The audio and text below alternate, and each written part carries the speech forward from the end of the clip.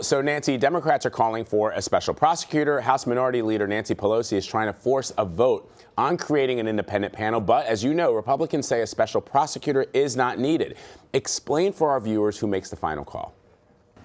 So the first thing to explain is that there is a distinction between the two entities that Democrats are calling for. One, as you say, is the special prosecutor.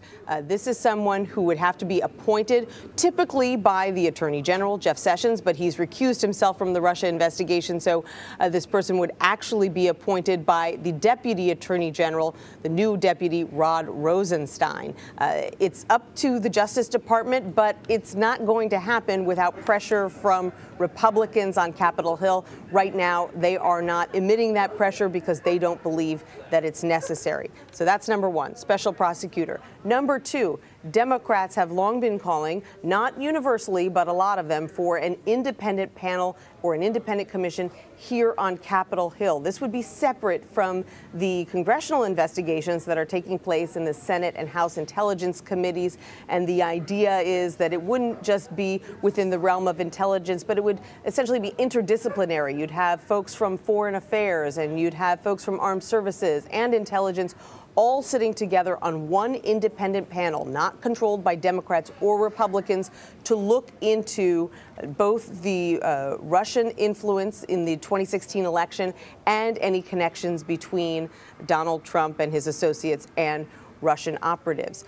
Republicans, by and large, with some exceptions, have also opposed the creation of an independent commission. They say that commission, just like a special prosecutor, will get in the way of investigations that are already taking place and have been taking place for some time and appear to be going well. So that's why you've got Republican leaders saying, for right now, we think the investigations that are underway are fine, with some exceptions, like John McCain, like Lindsey Graham, who say that, this issue has gotten big enough now that it needs to be out in the open. It needs its own special commission, kind of like the Republicans set up for the Benghazi committee a couple of years ago.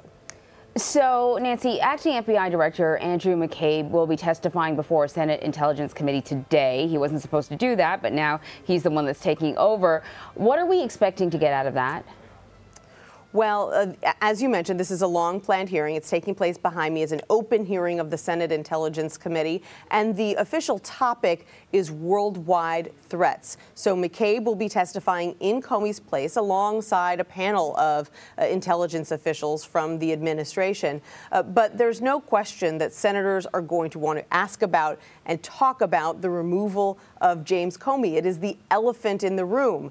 There's probably not a lot that McCabe is going to want to say about it or can say about it. He, after all, was not behind his former boss's firing, but it is going to come up nonetheless because this has really become a huge partisan flashpoint here on Capitol Hill, with Democrats loudly and universally saying that there needs to be a special prosecutor to look into this connection between Trump associates and Russia, and Republicans trying to downplay the president's decision to fire his FBI director in the middle of that investigation. And Nancy, are you hearing from members on the Hill there that they are facing increasing anger from constituents? I mean, Rep. Tom MacArthur of New Jersey held the town hall this week. People were very angry. People were not only asking questions about health care and the vote there, but of course now with the firing of James Comey and the issues surrounding the Trump campaign and the Russian hack, are they starting to feel the pressure and the criticism by some on the left and some Democrats that they're putting their party and politics above the interests of the country? I'm sure that is what they will start to hear as they go home and hold these town halls. And you're right, that MacArthur town hall was really a test of stamina. I think it went on for about 4 hours, but a lot of it was focused on health care. People still very concerned and having a lot of questions about what the Republican plan might mean for people with pre-existing conditions. I think people are still trying to absorb what has happened to the FBI director and try to make sense of why the president did it. There's no question that for voters who have been showing up at these town halls, who already disagree with a lot of the actions that the president has taken, this is certainly going to be added to their repertoire, because Democrats had long feared that the president would try to tamper with this Russia investigation in some way, and they now see this as proof that he has done it and intends to do it again.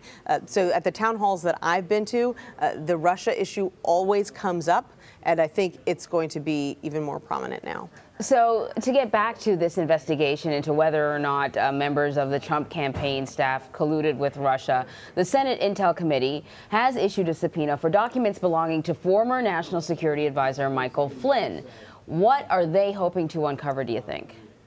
So they haven't provided details about what's in these documents that they're looking for. All they'll say is that the documents pertain to their Russia investigation. These are documents that they first asked for last month.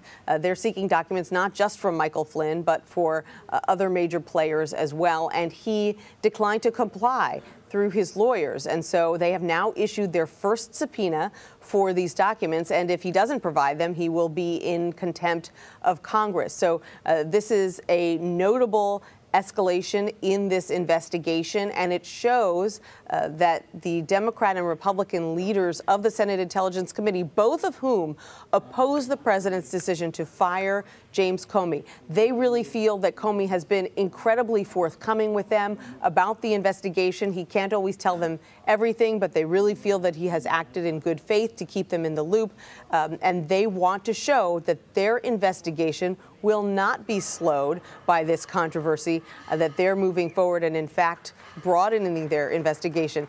As a matter of fact, guys, at one point yesterday, some of the leaders of the committee were even joking that they could use a new investigator on their committee, and this newly unemployed guy named Jim Comey might really fit the bill. He's got the experience, he's got the knowledge of the case, certainly, and you know, it was mostly said in a joking manner, but I'm sure there are a lot of people on this committee who would be happy to bring him on board. Yeah, right. Nancy Cordes, thank you very much.